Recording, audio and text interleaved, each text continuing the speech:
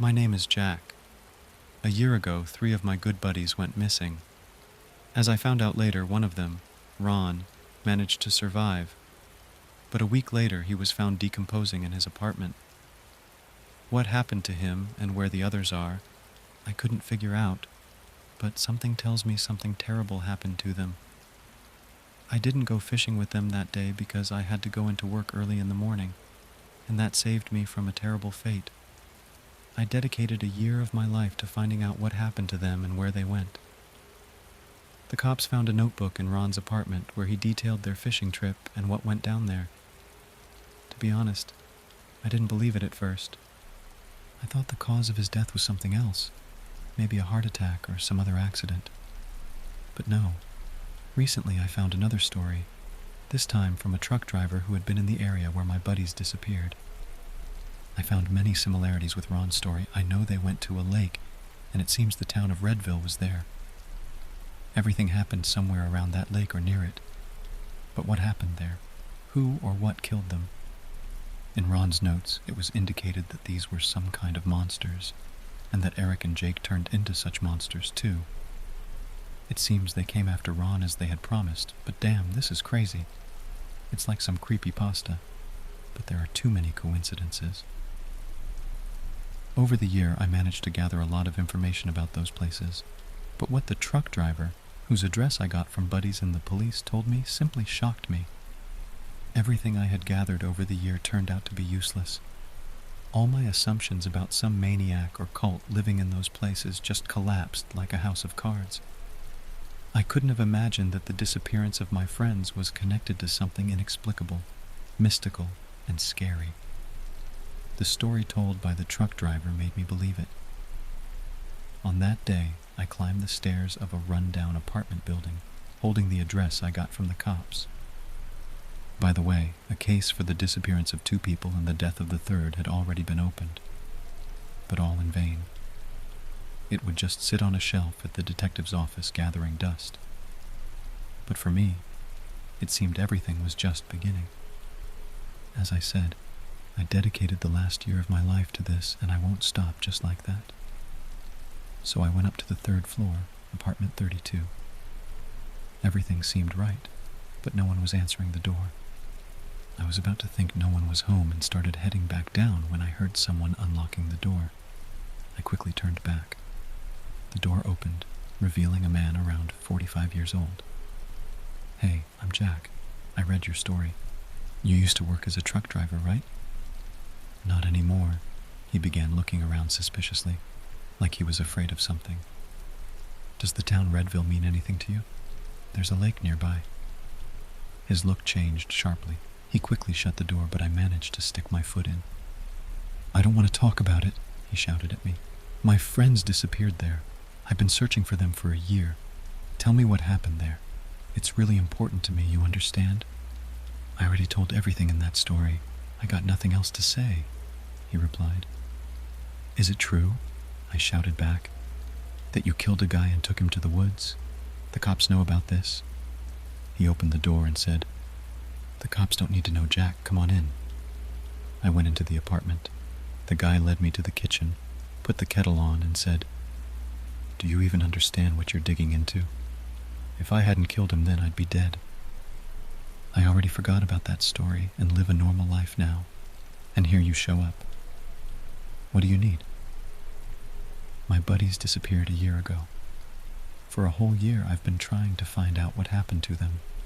2 of my friends turned into some kind of creatures, as described by the 3rd one, Ron, who managed to get away but was found dead in his apartment, half rotted. He managed to write down and describe in detail who they were and what was going on there, and the thing is, his records and descriptions of those supposed creatures completely match yours. So I came to get the full details from you on what went down there. I described everything in my story. There's nothing more to say. Your friend's death was inevitable. They came back for him to take him to their graveyard." I paused for a moment. "Graveyard? These creatures came back for him, just like that guy came for the driver, but the driver was stronger and killed him. Everything fits. Damn, how did I not realize it sooner?" The man's words pulled me out of my thoughts. Leave this alone, kid. Your buddies are gone, forget about them, and don't even think of going there yourself. You'll bring trouble on yourself. But I want to find out what happened there. Why is such a freaky thing happening? How many more people have died there and will die?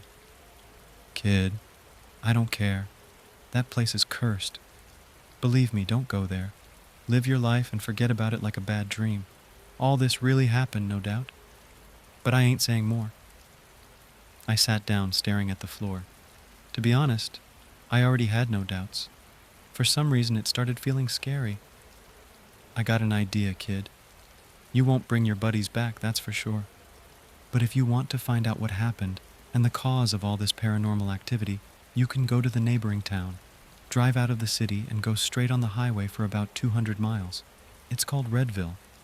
There's an old village there, even a small hamlet. I've passed through there often.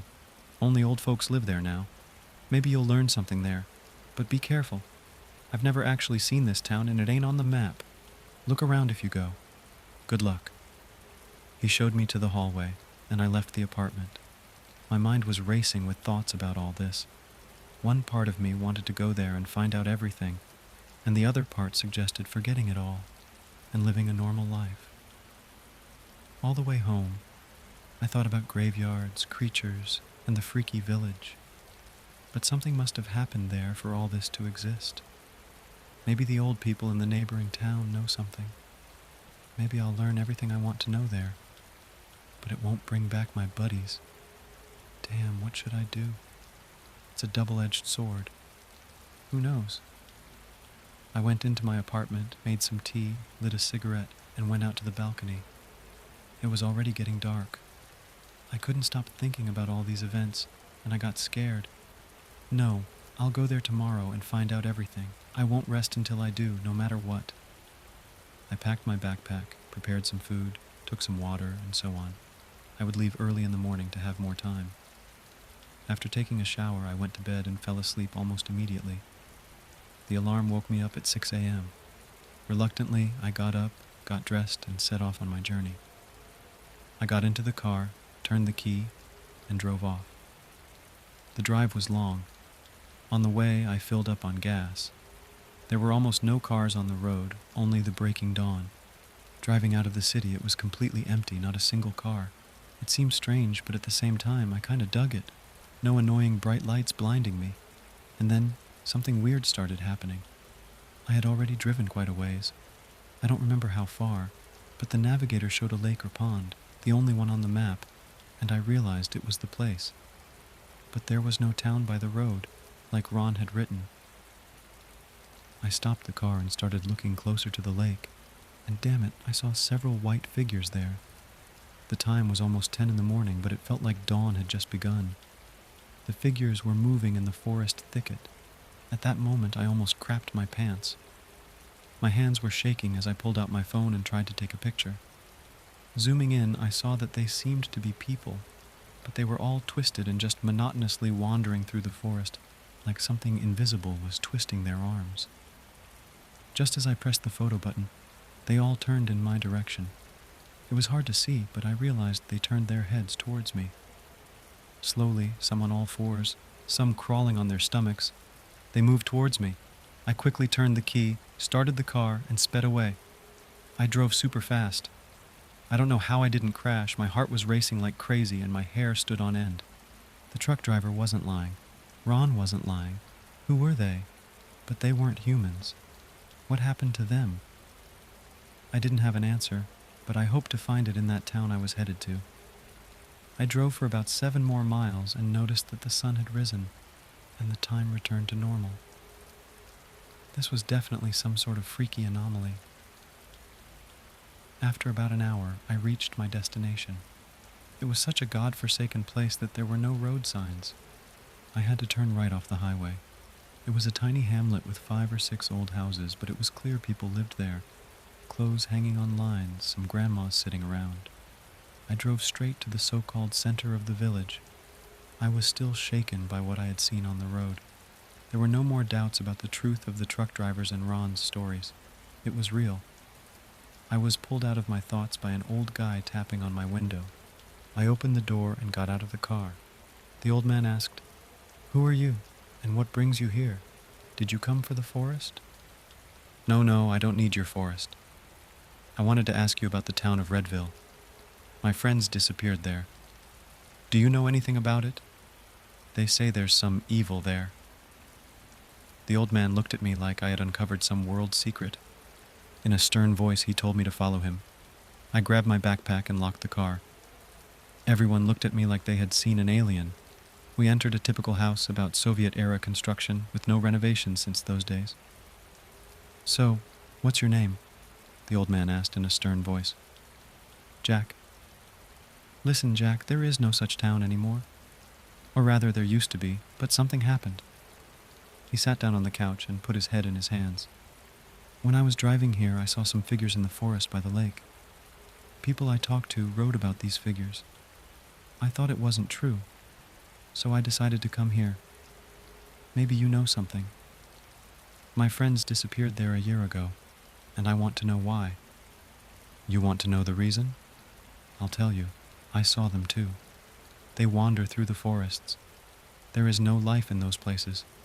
It's cursed. God forbid you find yourself there alive.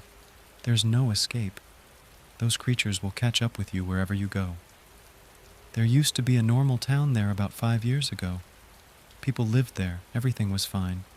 I lived there too, in Redville. But after what happened, I moved here to my summer cabin. So, what exactly happened? Oh yes, I got off track. There was a witch living there. She was a normal old lady before, talked to everyone, just an ordinary person. But then she stopped coming out, became withdrawn, dressed in black like death. Her face turned evil. Why? Because her daughter was the prettiest girl in town, and this guy was after her, but she always turned him down. One day, he caught her, raped and killed her, and buried her nearby. As in small towns, everything comes out quickly. The public found out, and the local cops put the guy under house arrest. That old lady probably made a deal with the devil then. She grieved for a long time. But then terrible things began happening to the guy. The old man quickly crossed himself and continued. First he got sick, bedridden for days. Then he started to pale like something was sucking the life out of him. A day later his limbs started twisting backward. No one knew what was happening. He screamed so loud the whole town could hear. One night, he finally died, twisted and broken. His father, in a rage, stormed into the witch's house that night, tied her to the bed, grabbed a sledgehammer from the yard, and started smashing her limbs. She lay there with a stone-cold face like she felt nothing. When the father swung to crush her head, she turned to him and, in an inhuman voice, said, "I curse you and all your kin." The whole house started shaking like an earthquake. Windows shattered, and cursing filled the room. It ended with the man killing the witch with a blow to the head. The old man took out a hand-rolled cigarette and lit it. "What happened next?" I asked, interrupting him. What happened next was something no one should see. The town became a place of horror. People started disappearing. The first to go was the man who killed the witch. But he didn't just disappear. He suffered the same fate as his son, twisted and broken. He was buried the next day. Then the local cop, neighbors, the witch's whole family all died. A fire broke out in one of the houses, burning everyone inside. "What did you do?" I interrupted again. I laughed because I felt danger and started packing. People said they saw the witch, twisted, crawling out of her yard. The place where her daughter was buried turned into a graveyard. No one knew who placed the headstones, dug the graves. I only know the crosses stood upside down with no photos, no dates, nothing. Over time, the town vanished. Houses collapsed. I sometimes went to the city, and the town was gone, reappearing later, looking normal, with houses and people. But it was all an illusion, dead creatures rising from graves to replenish their numbers. You never know when it will disappear, and in what state it will reappear. That place is cursed, and God knows what happens there. I moved here. It's calmer. I sometimes saw creatures in the forest. They wander, looking for something. Hunters and hikers often go to the lake and never return. So, if you're driving back, take the detour. Here, take this wooden cross, just in case. Thank you, this is invaluable information, I kept repeating as I got into my car. My legs were shaky from his story. I couldn't feel the pedals. Damn, it's true. I've always been an atheist, never believed in anything. Maybe I should go to church tomorrow. I fastened my seatbelt, started the engine, and took the detour as advised.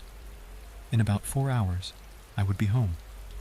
I was extremely tired and sleepy. My life will never be the same again. As I drove, my mind raced, trying to make sense of everything. Curses, witches, deals with the devil. It all sounded like something out of a horror movie. But the evidence was undeniable. Ron's notes, the twisted creatures, the truck driver's account. A chill went down my spine thinking about those pale, contorted figures crawling towards me earlier. What the hell were they? The old man's story about the witch's revenge matched up eerily well. An innocent girl murdered, followed by the perpetrator suffering a ghastly fate, then the father killing the witch, only to be cursed along with the whole town. It was like a classic folktale gone nightmarishly wrong. I shuddered thinking about that faceless graveyard spawning those shambling horrors. Were they the reanimated townspeople, doomed to roam the forest as twisted, soulless abominations? A stark punishment from beyond the grave. I gripped the wooden cross tightly, suddenly very grateful for the old man's gesture. Part of me wanted to turn around, to go back and try to find a way to end this curse, to lay those poor souls to rest. The eternal skeptic in me wondered if there was some rational, scientific explanation behind it all. Toxic spill, radiation, top-secret government experiment gone haywire? I had to resist the urge to grab my phone and start Googling possible causes. But the wiser part of me knew to heed the old man's warning. That place was far beyond my understanding or abilities to make right. Best to put it behind me and be thankful I was still among the living. I turned up the radio, trying to drive those morbid thoughts from my mind. As the miles rolled by, I couldn't stop replaying those images from the forest, the bone-white figures, the jerking, inhuman movements. I pulled over and threw up on the side of the road. Getting it out of my system helped, but the sight would be burned into my brain forever. Finally, I pulled into my driveway utterly spent. I dragged myself inside and crashed hard on the couch, clutching the cross like a lifeline. In the morning, I would decide my next move. For now, sleep mercifully claimed me, an escape from the horrors I had borne witness to.